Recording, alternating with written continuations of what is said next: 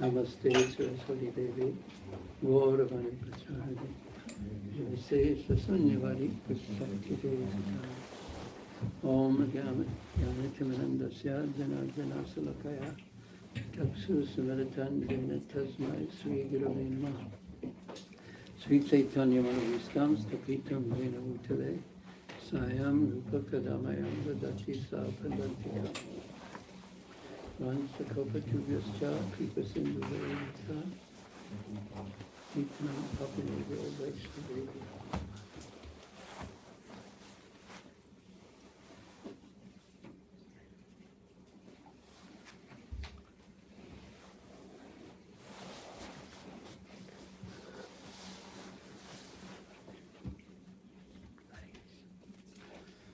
Good morning. Reading from the 11th chapter of Madhya Lila, the middle canto, the middle section of Caitanya Caritamrta. And in this chapter, it has begun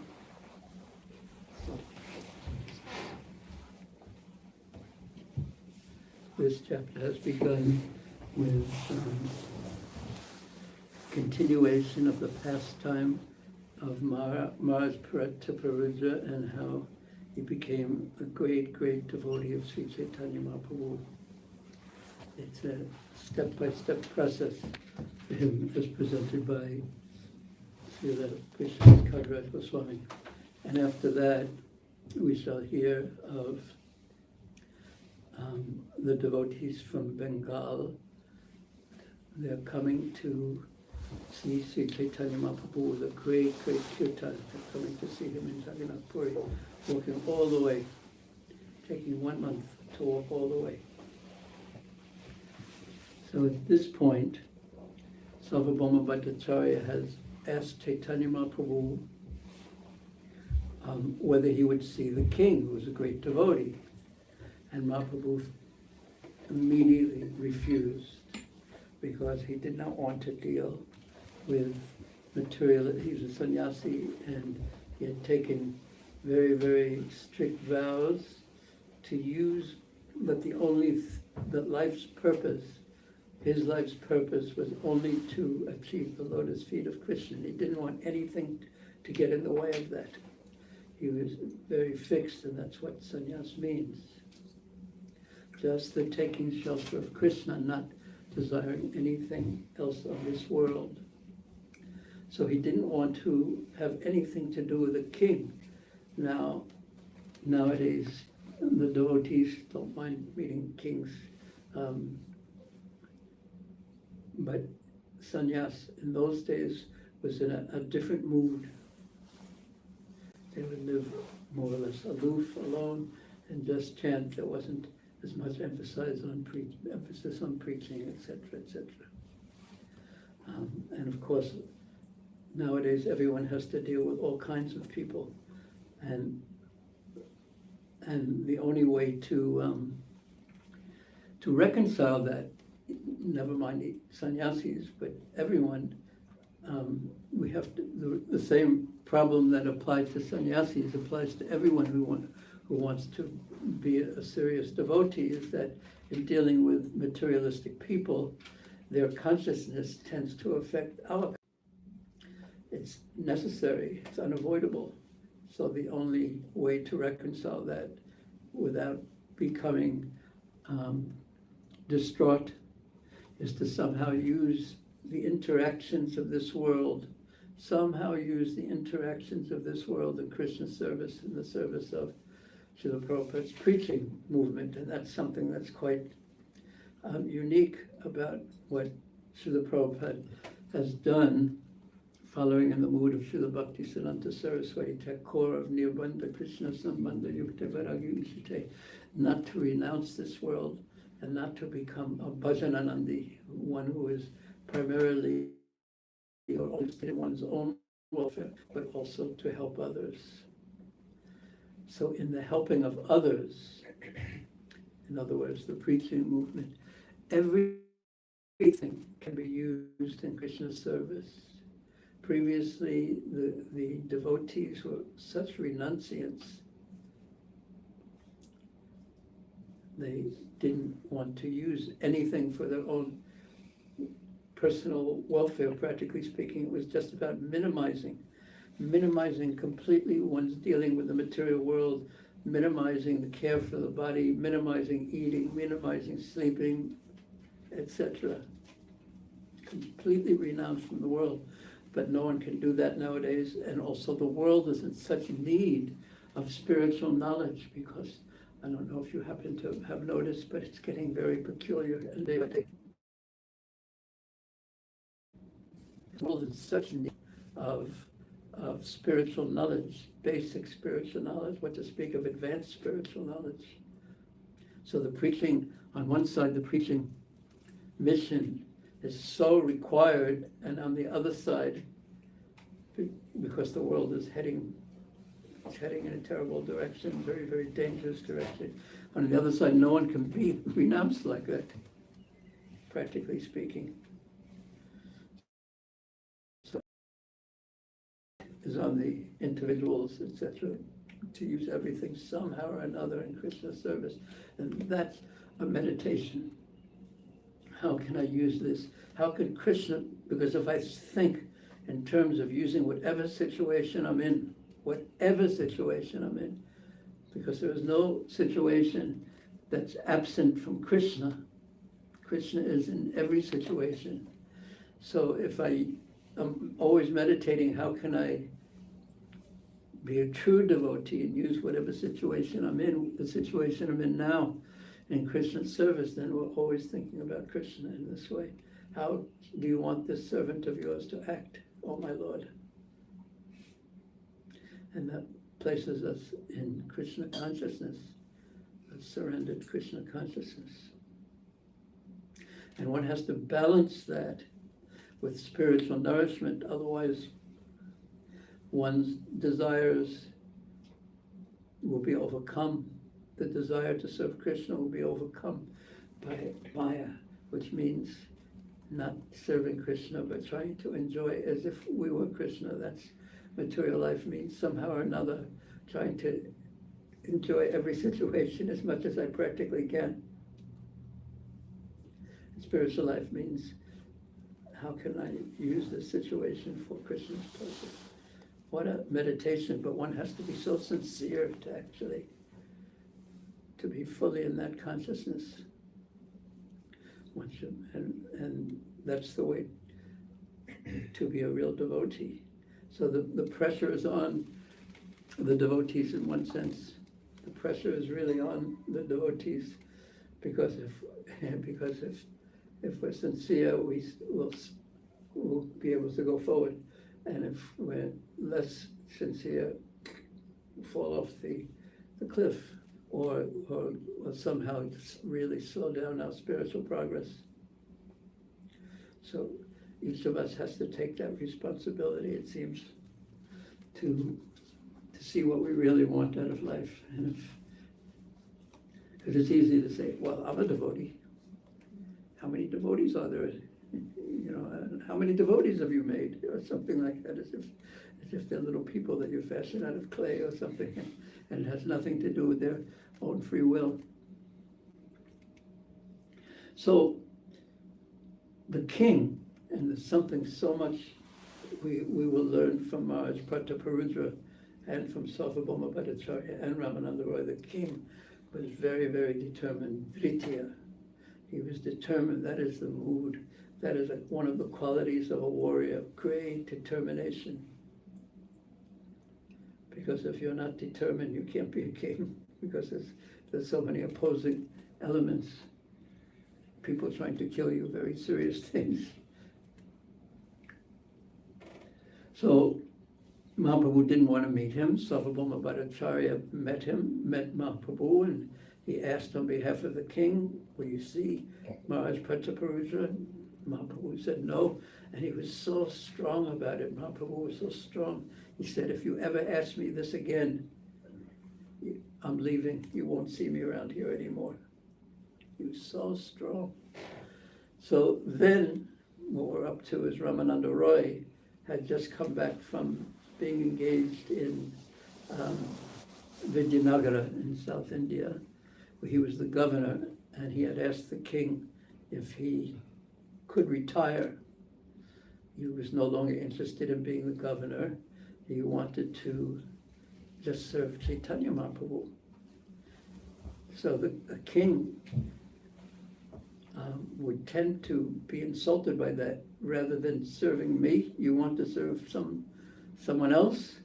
But this king was a very wonderful, special devotee of Lord Jagannath, very, very sincere.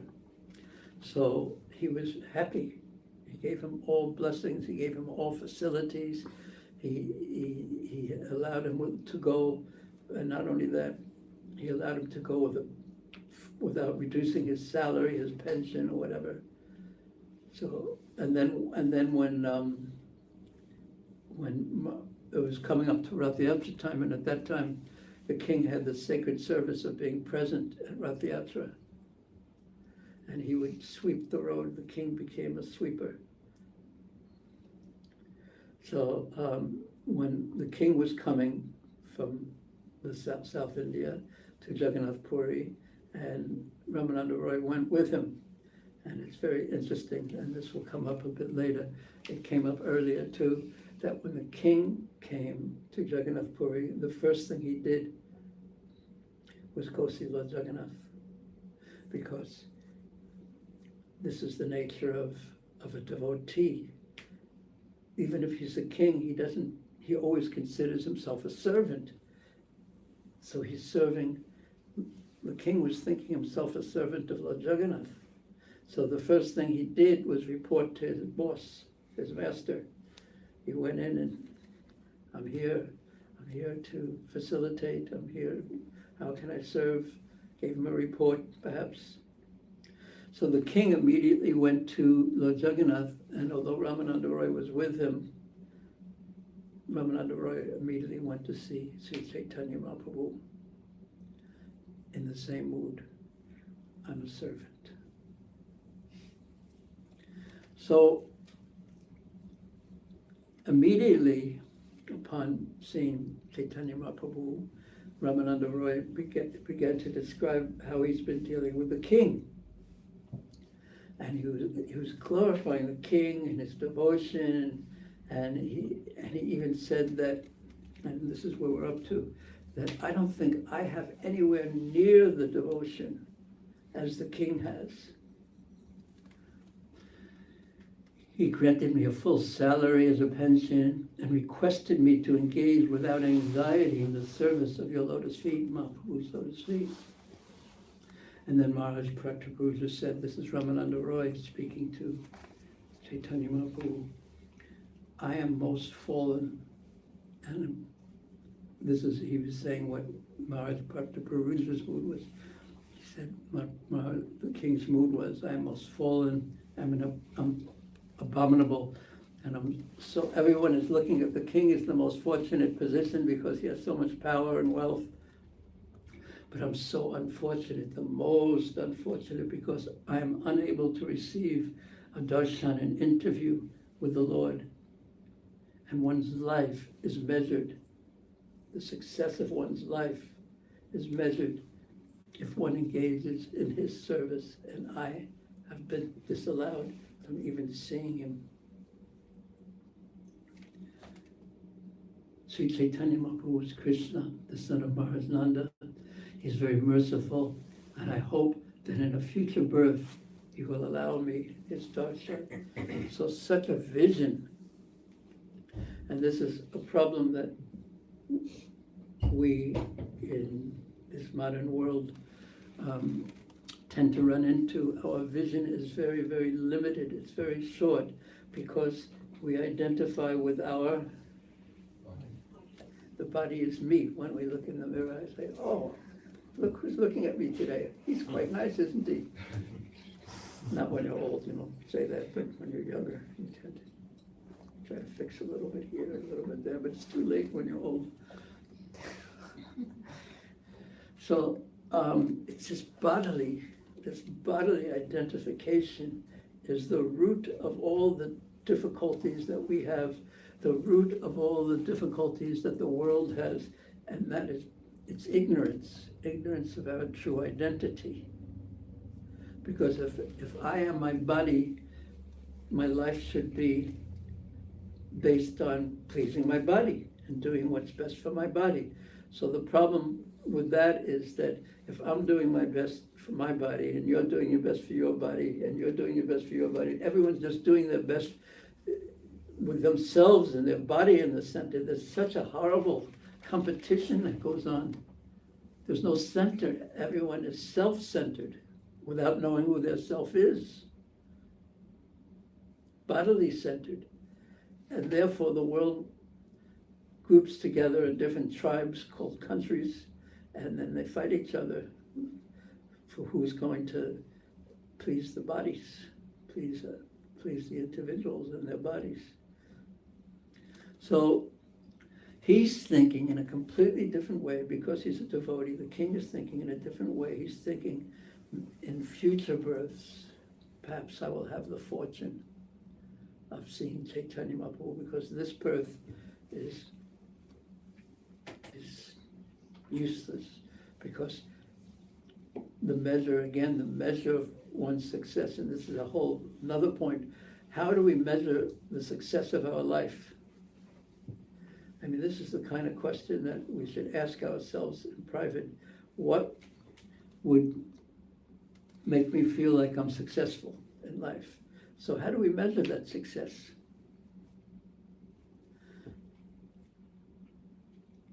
Is it by engaging in Krishna's service and serving Krishna's devotees, or serving Krishna, or serving Prabhupada, or serving Gauratai, or is it by a different other metric, a different other standard? By what do I personally, individually, me, what do I measure success? If I keep strong and healthy, if I make tons of money, if I rise to the top of I don't know what, the corporation of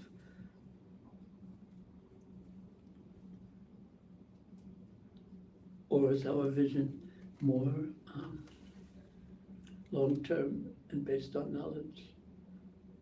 Of course, if my family, if my children are successful, then I feel successful. That's how it usually is. Because they don't feel successful or happy, people don't themselves. But if their children are successful, then they feel successful, even though the children don't feel successful when they're successful. There's always troubles. There's always so much trouble in the whole. This is the material world. Actually, there is no success in the material world, because you're going to die, and then in 100 years or 50 years or 200 years or 250 years, no one will even know you ever existed. You'll just be maybe a name somewhere on a wall. If you're the great powerful leader, if that country is still there, they'll have your picture on the wall with a name, but where will you be? Is that success? Where will you be? Maybe we spoke about this last week. Prabhupada was saying the first Prime Minister of India had become a second dog in his next life. So was he successful to become a dog? Not only just a dog, but a second dog, not even the prime dog, just the one whose existence is, they buy the second dog to give the first dog company. You don't even have the direct relationship with the master. So anyway, he's thinking about, in a future birth, his hope is that Caitanya Mahaprabhu, the Supreme Lord, will allow me to see him, be in his association. So what is our hope? What is my hope? Something to think about. Did you think about it when I just said it? Did you? I thought about it. Did you?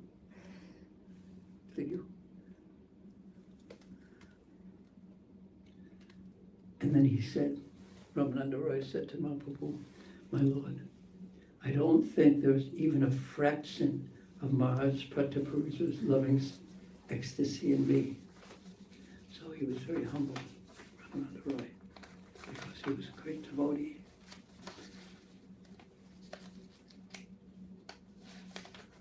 My fingers. Got it. Then Caitanya Mahaprabhu said, my dear Ramananda Roy, you're saying that the king doesn't have, you're saying that you don't have even a small amount of the devotion that the king has. But Mahaprabhu says, you, Ramananda Roy, you're the foremost, the topmost of all devotees of Krishna. Therefore, whoever loves you is certainly a very fortunate person. So, because the king had so much affection and appreciation for Ramananda Roy, Mahaprabhu was saying, he's going to be successful, but he's saying it indirectly. Because the king has shown so much love for you, Lord Krishna will certainly accept him. It means that Mahaprabhu will certainly accept him. Now why? Because he, the king, showed so much reverence for Ramananda Roy, who was such a great devotee. So therefore Krishna is melted by that. He's pleased by that. And then here's the Shastra quotes. Mahaprabhu says, this one is from Adi Purana. Lord Krishna told Arjuna, those who are my direct devotees, a famous verse, Bhaktinam Taye Bhaktas Tame Bhakta Tamamata. Those who are my direct devotees are actually not my devotees. Those who say I'm a devotee of Krishna or think in that way, Krishna himself says they are not my devotees. But those who are the devotees of my servants are factually, actually my devotees. So to have this consciousness, first of all, to even think oneself a devotee to the depth of who I consider myself. When I think of who I am, there's so many upadhis or identities that come to my mind. But do I really, or can I, or do I really think of myself when I think of who I am? I am Krishna's. I'm Krishna's servant. That's so rare. Because again, usually when we think of who we are, we think of the body, and we think of so many upadhis or overlays of identity upon us, where this gender or that gender, or we think of ourselves as from this country or that country, or we think of, when someone says, how are you? What do you first think of? Is it who am I? Or how is my body feeling today? You're asking me how I am, and I'm thinking, who am I? On what level are you asking that question? When I used to get confused when people would ask me, because that's usual people being polite. They say, how are you? And how am I going to answer this question? And then I finally, after years and years of contemplating how to respond to that, I finally concluded that the best answer was, fine, thank you, and you? Because no one really cares how you are anyway. What to speak of having thought about it?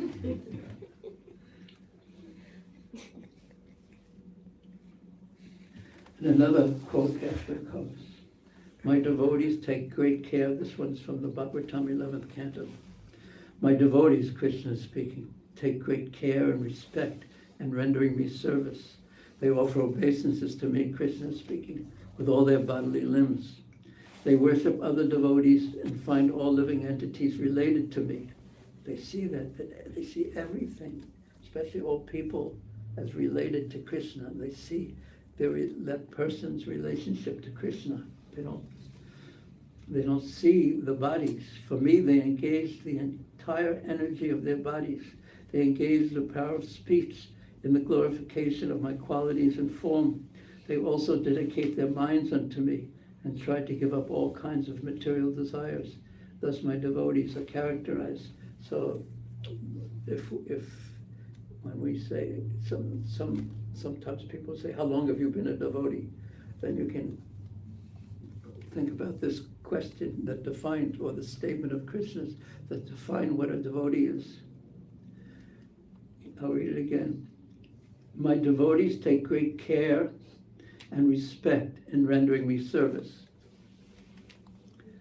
They offer obeisances to me with all their bodily limbs, full dandavats.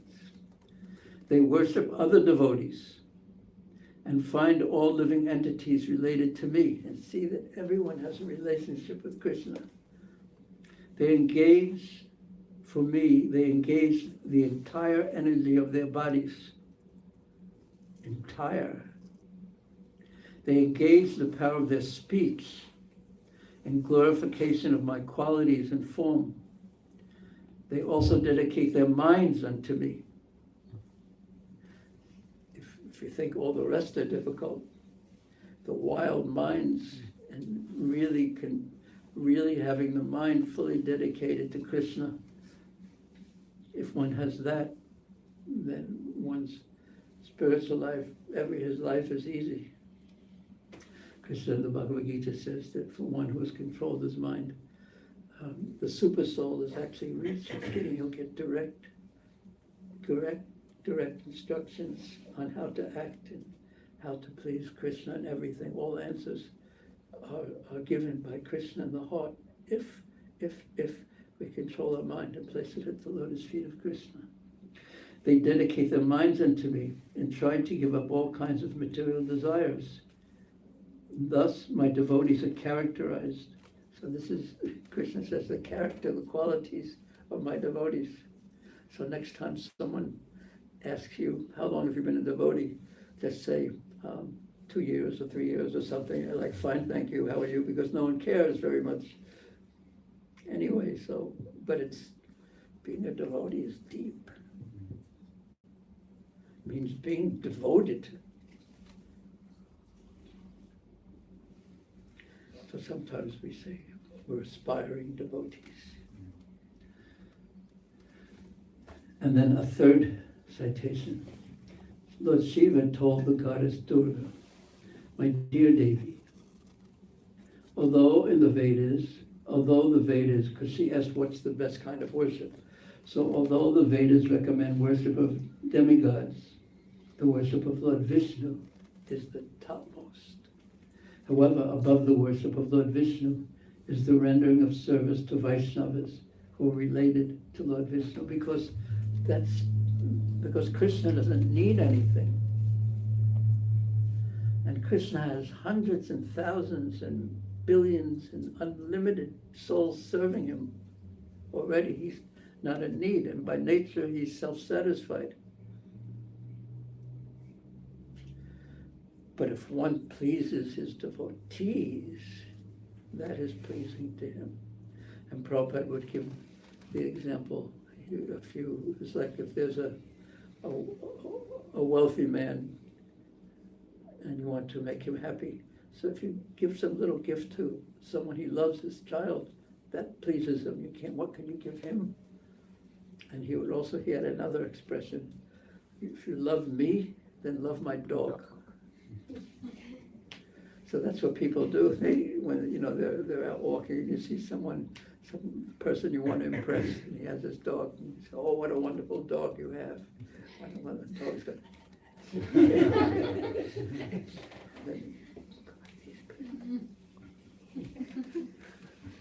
And the man is, cows are better though. What a wonderful cow you have.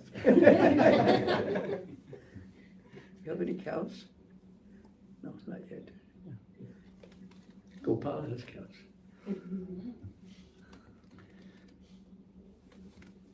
So of course these verses have wonderful purports by Prabhupada.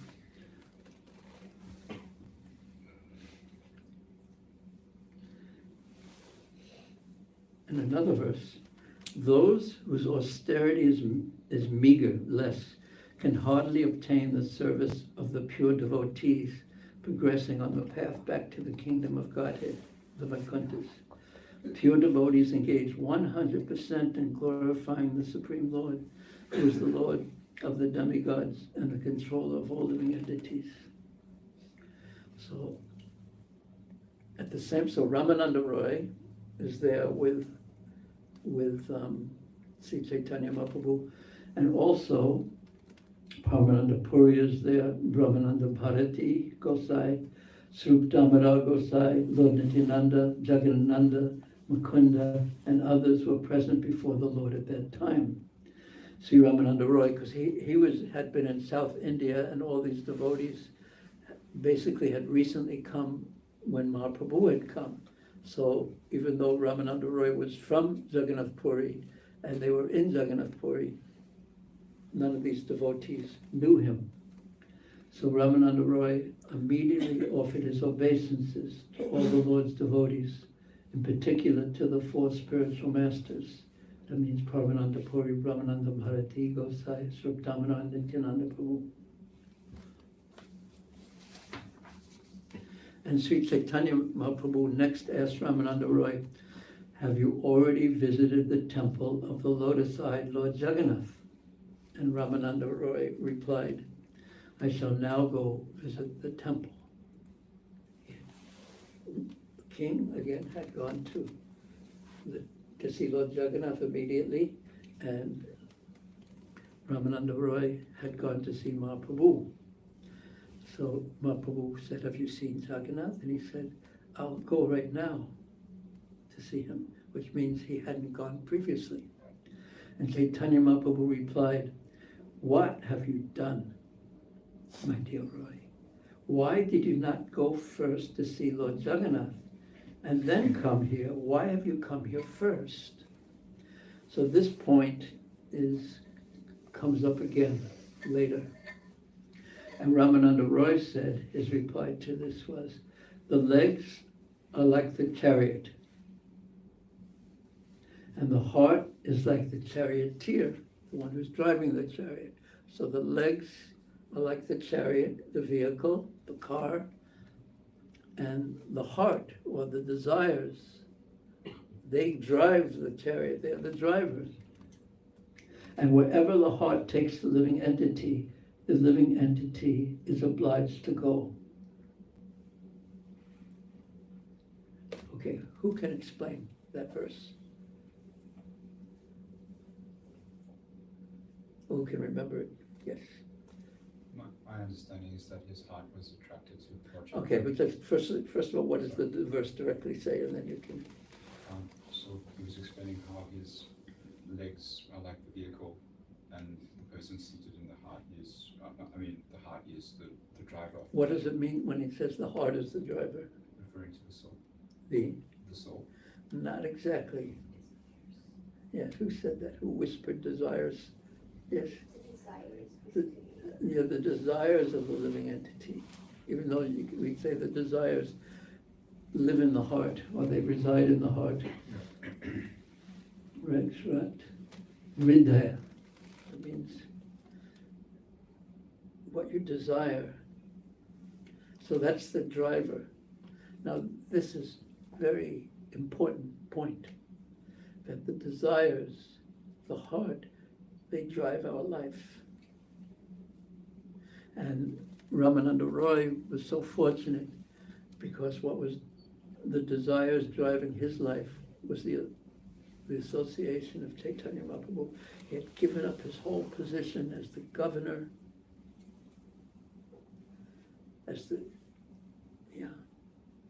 because Mahaprabhu requested him, I want you to stay with me. And he was there to fulfill Mahaprabhu's desire, and also it was his desire too. So this is an important point. Why? You have to raise your hand. Yes, even though you didn't raise your hand, you were thinking, I wish I could raise my hand, but I'm shy. Well, it's the desire which drives the person to take certain decisions. So in Ramananda Roy's heart, it was his willingness that he wanted to stay with Mahaprabhu. Okay, yes, 100% correct. So what is the significance of this point? I mean, just as a sort of a general point. We should always keep our highest good in our desires. Yeah, I like the way you said that. I like the word should. Why don't? Because sometimes we should do something, but we're a little naughty. We don't. Isn't it ironic or peculiar that the way you phrased it was nice? We should act according to what's good for best, the highest good for us. So isn't it ironic and sad in a sense that we don't act for our own welfare? And why? That's another interesting question. Why? Well, I know what Prabhupada would say, because you're rascals. I heard him today. I was listening to him in a morning walk in South Africa, Durban, and he was saying, we should consider how many times Krishna uses the word muta and calls people rascals in the Bhagavad Gita. You know. He said, because everyone in this world is a rascal. Because there's the people who don't know what they should do, they're in ignorance and they're rascals. And then there's the people who know what they should do and don't do it. So who's a bigger rascal? Maybe. No. So it's very interesting. So and then you weigh, like those old-fashioned scales, not the new ones. but the old-fashioned ones like this. And you put what I actually desire on one side, and then I put what I should desire on the other side, and then examine the worth of what I actually desire compared to what I should desire. So it's important to become thoughtful in this way. And then maybe we understand that, okay, I'm in this position, I should is up, which way is the should again? Up here, because the heavy ones are on this side maybe, the weightier ones. And so what happens when we realize that we're not what we should be, and not even what we could be, and not even what I want to be, and not even what I desire to be. I should desire what's good for me. What happens when you realize that? Oh, we all deal with that differently perhaps, but one way is we should become a little humble. That's probably common to how we deal with it. Some of us try to improve, some of us just try to use well, everyone tries to improve. Some of us will just, okay, this is what I am. It's not very good, but this is what I am. Let me try my best to serve as best I can from my position, and while as I try to improve. And also, I don't have my little hourglass with me, but we also always keep in mind, when I say hourglass, with the sand coming through, that time is running out.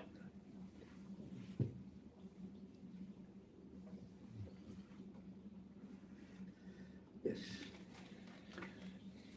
So these are very sobering topics, I find, because then it forces us to confront the difference between I should and the reality of what I do. So how do you deal with that? You try your best, try to improve, and become humble. But it's also the nature of bhakti. It's the very nature of bhakti. This comes out in Caritamrta, to never think that one has enough bhakti. Even Srimati Radharani thinks that this devotee is better devotee than me. Everyone she thinks is a better devotee than me. So Prabhupada in his purport to this, there's so many wonderful things that he says. One who is advanced in Krishna consciousness can control the mind and intelligence, and in this way rein in the horses, the senses, even though they are very powerful. One who can control the senses by his mind and intelligence can very easily approach the Supreme Personality of Godhead, or Vishnu, who is the ultimate goal in life. So, the ultimate goal in life, again, what is my goal in life? And how much am I living true to my goal, to what I profess as my goal? Tad Vishnu Paramam Padam Sada Pashanti Suraya. Those who are actually advanced approach Lord Vishnu, their ultimate goal. Such people are never captivated by Lord Vishnu's external energy, the material world. Ramananda Roy continued, what shall I do? My mind has brought me here. This was his response. He said the heart is like the driver and the feet are like the chariot. What can I do? Amiki Koriba. What to do? My mind has brought me here. So it's changed from the mind and heart. No, he's called it, there it was Hridaya, and here it's mind, it's mana. So the mind and the heart connected, that's actually the subtle body. Brought me here. I could not consider going first to Lord Jagannath's temple.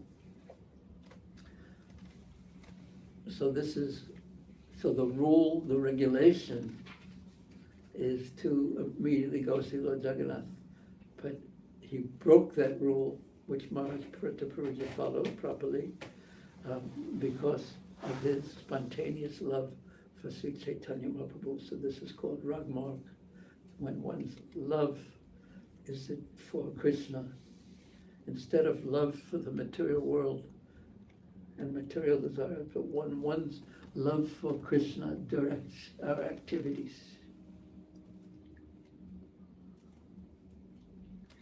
And then, so how is Caitanya Mahaprabhu was going to respond to this? Because he said, why didn't you go see Lord Jagannath? And Ramananda Roy said, because I wanted to see you. And what could I do? My heart really wanted to see you. So how will Mahaprabhu respond to that? I think, well, what will he say? And this is what he says. Immediately go see Lord Jagannath.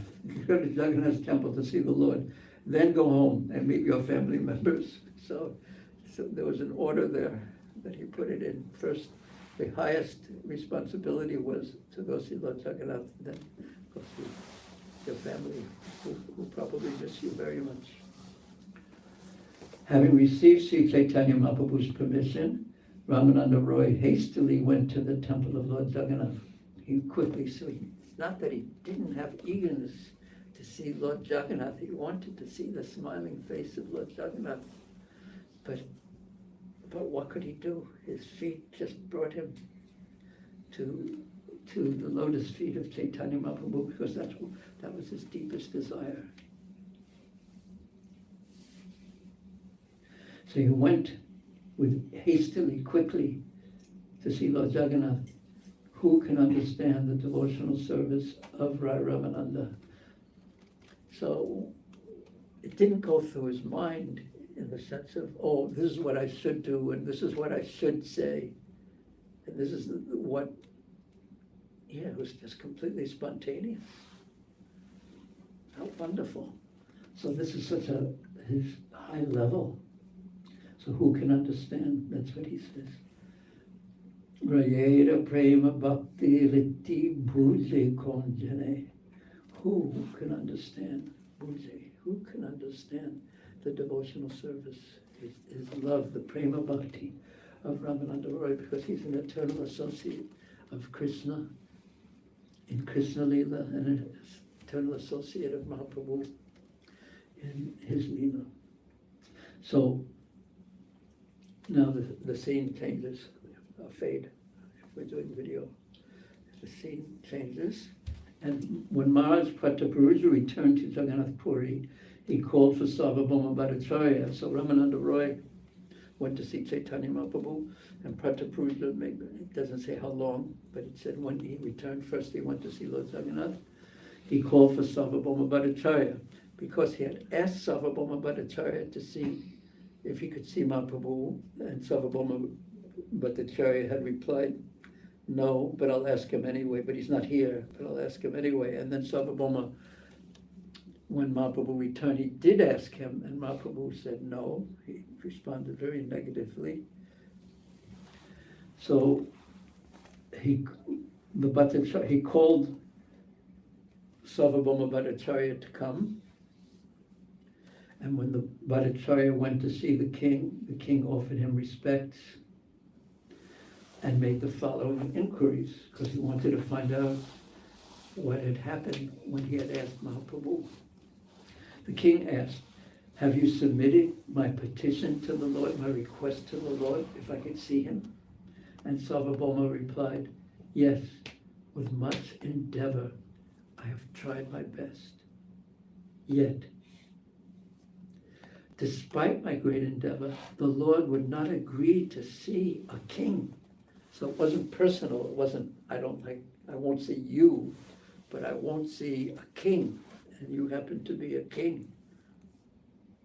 So I won't see a king. And then Sarvabhauma Bhattacharya said,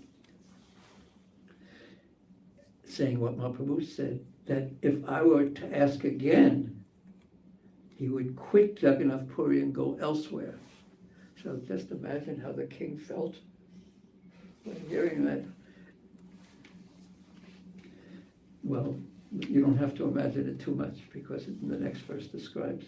Hearing this, Shunya Rajara Mane Dukkha Upajida, what arose in his heart was so much unhappiness. And Vishaka, with great lamentation, he began to speak. Sri Caitanya Mahaprabhu has descended just to deliver all kinds of sinful, low-born persons. Consequently, he has delivered sinners like Jagai and Madai. Alas, has Sri Caitanya Mahaprabhu incarnated to deliver all kinds of sinners with the exception of a king named Maharaj Prataparudra? So, I'm so fallen, and he's the deliverer of the most fallen, so he's going to deliver all the fallen people except me. So at the end of Prabhupada's purport to that verse, here's his Prabhupada's purport. Maharaj Prataparudra considered himself a most fallen soul because he had to deal with material things constantly and enjoy material profits.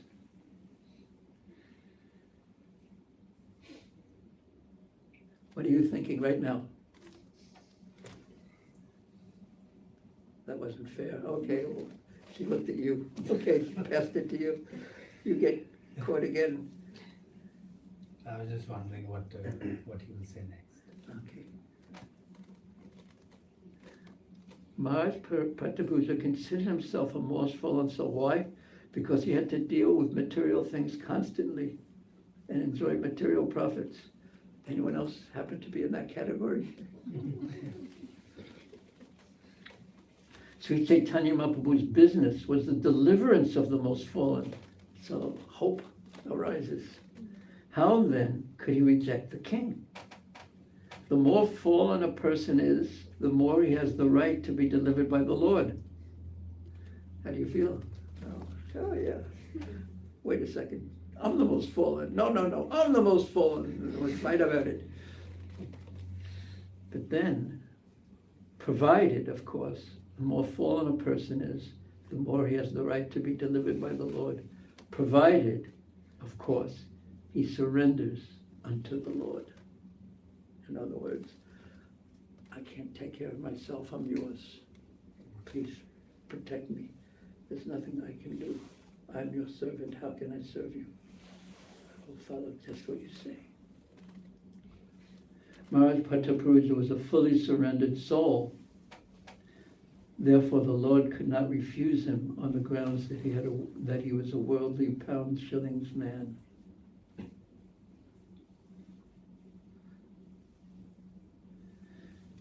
Prataparudra continued.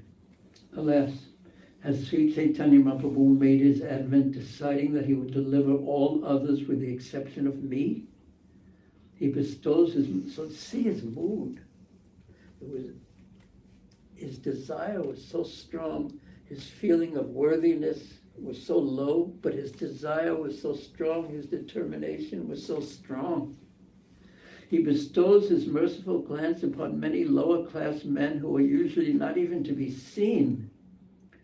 He continued, if Sri Caitanya Mahaprabhu was determined not to see me, then I am determined to give up my life if I do not see him. And Prabhupada begins his purport with this sentence.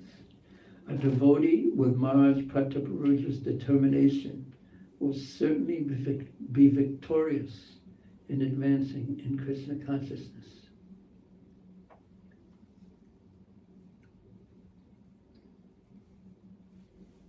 And at the end of his purport, he said, Prabhupada says, Maharaj Prataparudra's determination is very much exalted, and it is called Dridha Vrata, fixed vow.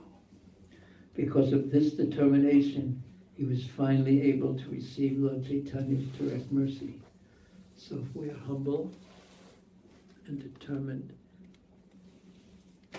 and act accordingly, we will get Mahaprabhu's mercy. But Prabhupada went up to the future here, and Maharaj Prataparudra was in the miserable present of of still thinking that he couldn't see the future, nor can we see the future. If I do not receive Sri Caitanya Mahaprabhu's mercy, my body and my kingdom are certainly useless. Hearing King Prataparuja's determination, Sarvabhauma Bhattacharya became thoughtful. Indeed, he was very much astonished to see the king's determination. He didn't realize how much the king was fully committed to get the mercy of Sri Chaitanya Mahaprabhu, and now he had heard it directly from the king's mouth.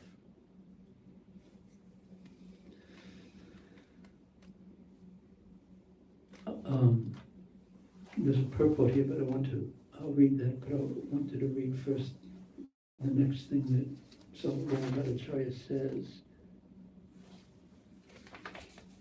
and the verse after that too. Finally, Sarvabhauma, after being thoughtful, and he was surprised, he was shocked to hear the king's mood. My dear king, he said,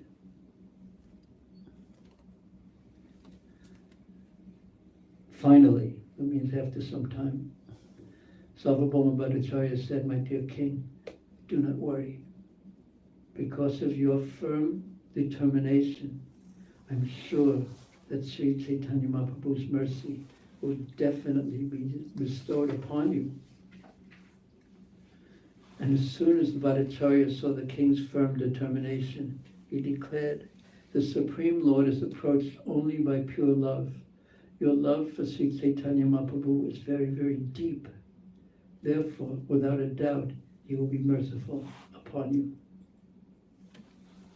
And then he's going to describe Krishna's given him a way that the king can see Chaitanya Mahaprabhu, and that comes about right on the Rath Yatra day. But I wanted to read this purport. This is 251. Due to King Prataparuja's firm determination, the Bhattacharya predicted that the king would receive Sri Chaitanya Mahaprabhu's mercy without fail. As confirmed elsewhere in Caitanya Caritamrta, Madhya 19, 151, Guru Krishna Prasade Pai Bhakti Lachavis. By the mercy of the spiritual master and Krishna, one gets the seed of devotional service. The Bhattacharya was the spiritual master of King Prataparuja, and he gave his blessings to the effect that the Lord would be merciful upon the king. The mercy of the spiritual master and Krishna combined to grant means to a devotee grant success to a devotee engaged in Krishna consciousness. So he's going to get Mahaprabhu's mercy completely. So what was the cause? Was it his determination, or was it the blessings of Sarvabhauma Bhattacharya, or was it Krishna's natural tendency to be merciful? What do you think? All of them. There's no difference in that sense, yeah.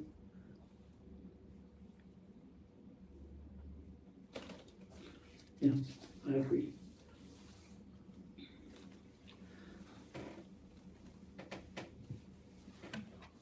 And this is from the next verse, the purport is from 51, right at the end, the last paragraph.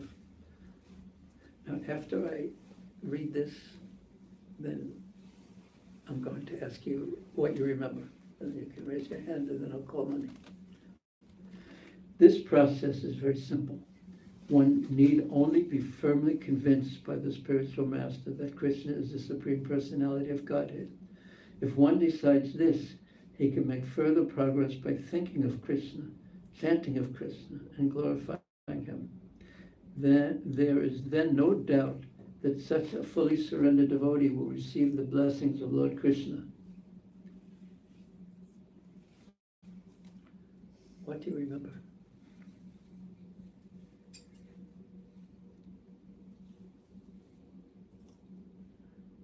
Yes. This process is very simple, and one has to just get convinced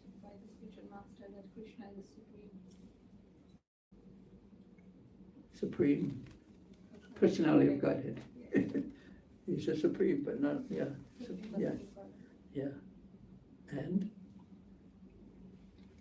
then when one decides like that, then they get the mercy.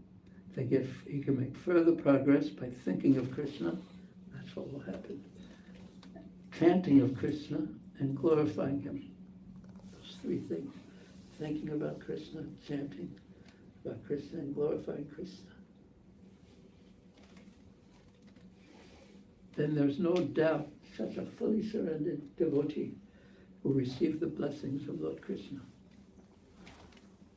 Next verse. Such determination is the first qualification. This is the purport to 52, as confirmed by Rupa Goswami, Upadeshamrita, Utsahan Daryat. One must first have firm determination, firm faith.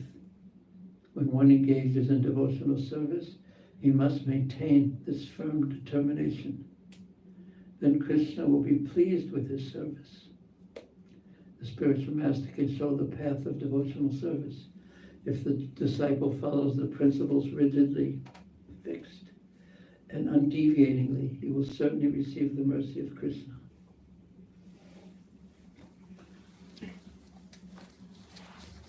So Sarvabhauma Bhattacharya was going to explain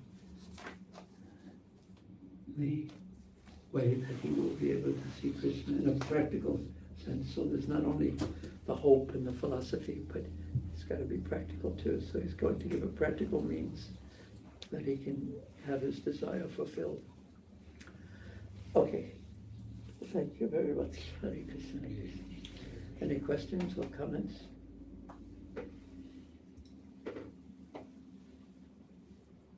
Yes. This Maharaj Prataparudra's determination, how does one understand that that determination is not temporary? Like, I determine not to be angry, but the next moment I get angry. So, how does... And then you get angry at your anger for overriding your determination. So that's how did Sarvabhauma Bhattacharya understood that this determination of the king is not the one which is a temporary, but it's a permanent one? Well, he knew the king. The king was a warrior. Can you imagine you're going to a fight and you pull out your sword and there's 50 people surrounding you with their swords that try to kill you. And if you're not determined, you start getting on the mental platform, maybe I shouldn't really be here.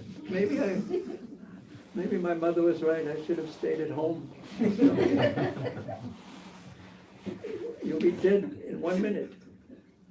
So a Kshatriya has to have that mood, that fixed determination. That's the quality of, and Maharaj Prataparudra's, as we've mentioned before, he was a real Kshatriya. He was a warrior. He was a great king. He was a conqueror, historically speaking even. So he knew him. And there's a saying in English, I don't know if there's a Hindi equivalent, a man is as good as his word. Is there something like that? In other words, this is years ago, a person was measured by that, if he kept his word. So, did I answer your question? Because you're asking how did Sarvabhauma Bhattacharya know, or rather than how do you become determined like that? Yeah, because determination is something which can be relative, like for a field which I am determined, like I have interest in, I have this thing, I am determined, like we give example of a warrior, right? He's determined in the war and everything, but his determination may not be that strong in other areas. Yes. Where he is doing. So my question was related to that, his devotions, his determination in devotion may But not if be it came compared from to his mouth, I'm going to do this,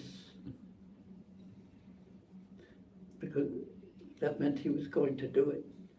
We're selective, maybe in our determination, that I didn't really mean it, I just said it, or something like that. But he wasn't like that.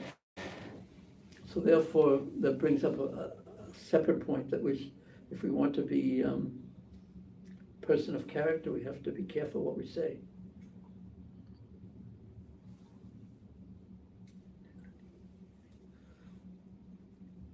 Like, this happened to Arjuna, and it describes in the Mahabharata. He had vowed that if anyone spills the blood or hurts Maharaj Yudhisthira, he would kill him. Do you know that pastime? Did anyone know that? And someone, well, I don't know, there was some incident where Maharaj Yudhisthira was cut. And I think it was Draupadi maybe, who stopped that blood from touching the ground, saying, "You don't know how much, what I just did, I just saved you, your life."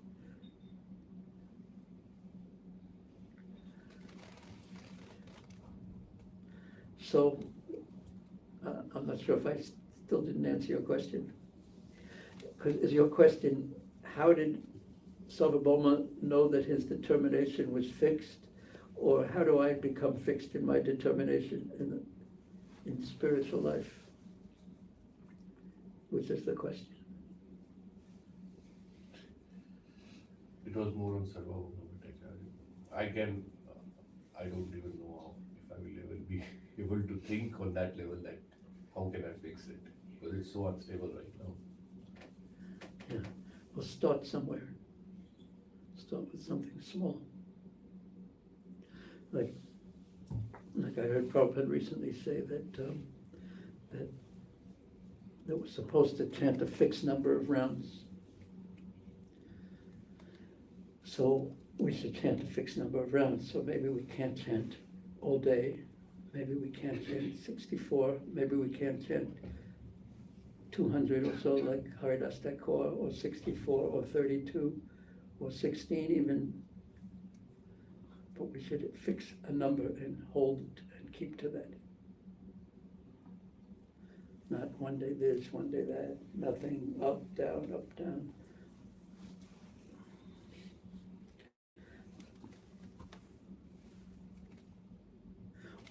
But not only in chanting, in everything. We should find something that we should do in Krishna service, because we're speaking about Krishna service, that we're going to do, and it may be a little painful to do it, but we should do it anyway, something.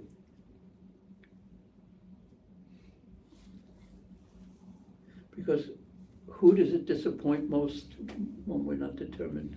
Ourselves. We lose confidence in ourselves. So we should find some pillars of our life that we're determined to follow, regardless of what the world is doing, throwing at us, so to speak. Is that okay? Any other questions? Well, now I have to figure out, should we use the principle of ladies first, or age before beauty? You choose. Get ready to go.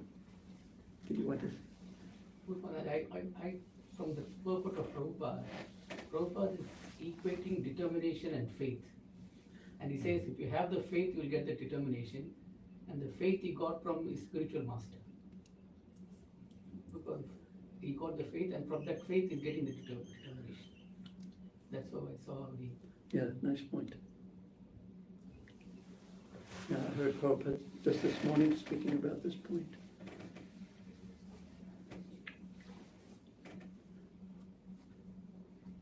Thank you. Mataji.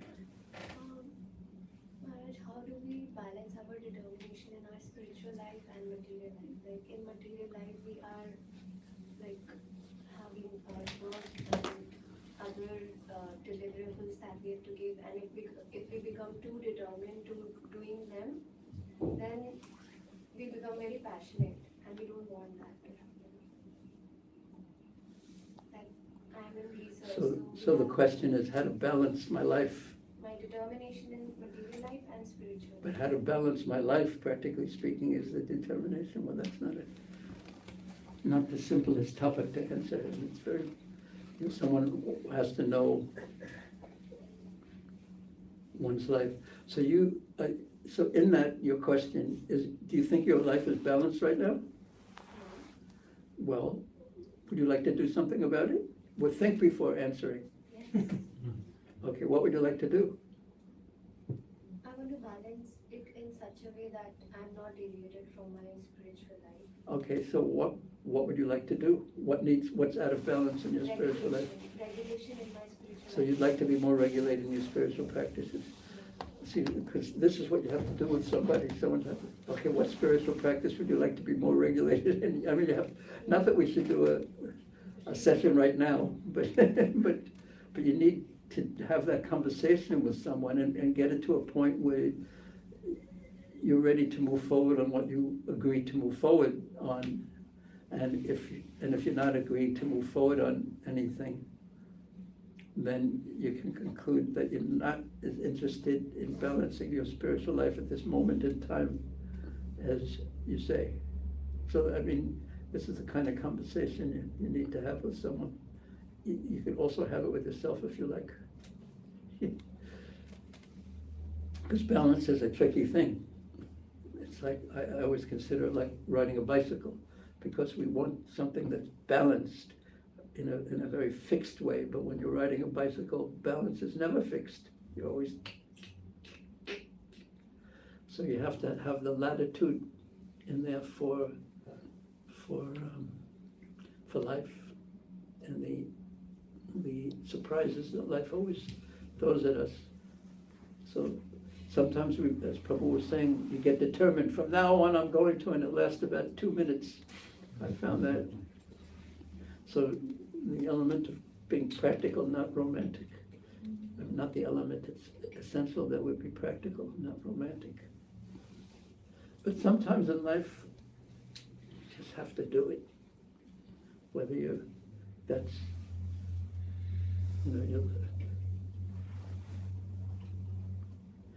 because it comes down to how important you think Krishna is in your life.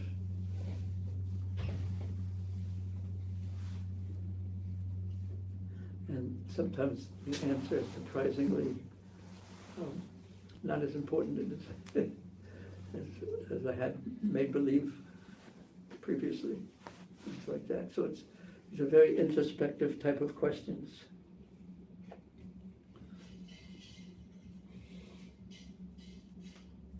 How are your studies going? They're taking up your whole life, yes? So, but, there's a tendency to think like when you're in school. You see this with high school students in the 11th or 12th grade here.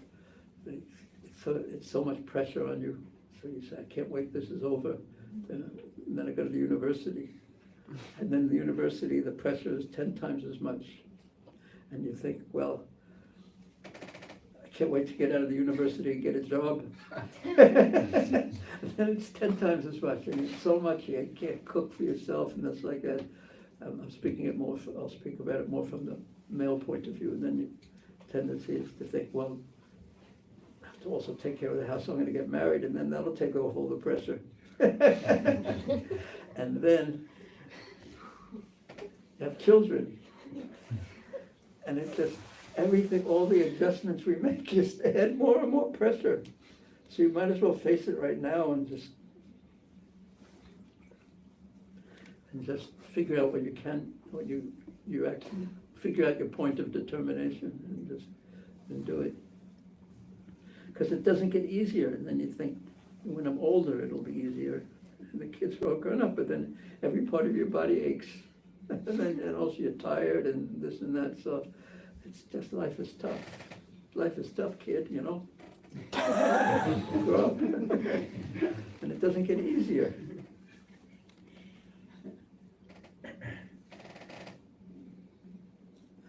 But, yeah, there's a but. But what really helps is association of devotees, because otherwise, if we're in a material atmosphere continuously, then naturally that influence will become strong on us, stronger and stronger and stronger and stronger. So we have to keep association with devotees, and then at least we'll have a chance. And then, of course, then if you do that too much, and then this one goes down, and then you can't do it, and then that won't be right. So you really have to be intelligent to work it out, and maybe lucky to, and try to minimize like, going back to the bicycle example, that you want to avoid this kind of a thing on your bicycle, like a new driver of a bicycle, but you want to just make a continuous series of minor adjustments, is what I call it. Okay. Hare Krishna. Srila Prabhupada ki jai, Sri Caitanya Caritamrta ki jai.